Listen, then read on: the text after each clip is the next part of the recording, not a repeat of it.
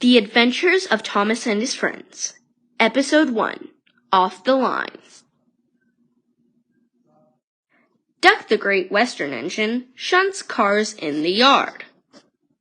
Once the trains are ready, other engines take them to their destination.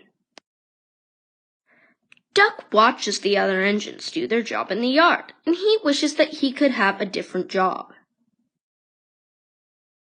Edward always tells Duck the same thing. "But it's not fair! All the other engines get to go out of the yard, and I don't." "Now this is your job, and it's very important. Besides, if you didn't shunt trucks in the yard, where would all the trains be? The engines would have to shunt them themselves." And then Edward left.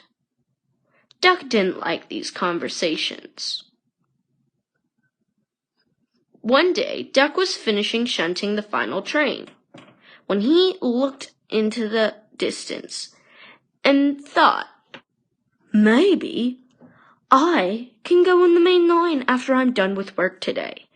Edward won't know, and I will get to see the world. It'll be great fun."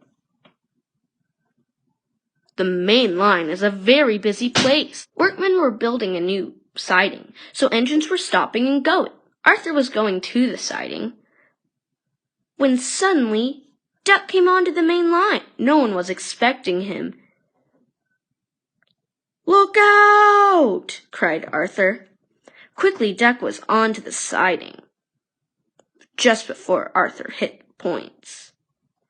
Luckily, the men were on a break, so they weren't near the end of the line, but Duck strayed off of it. He crashed through an old board, and then he went across the line.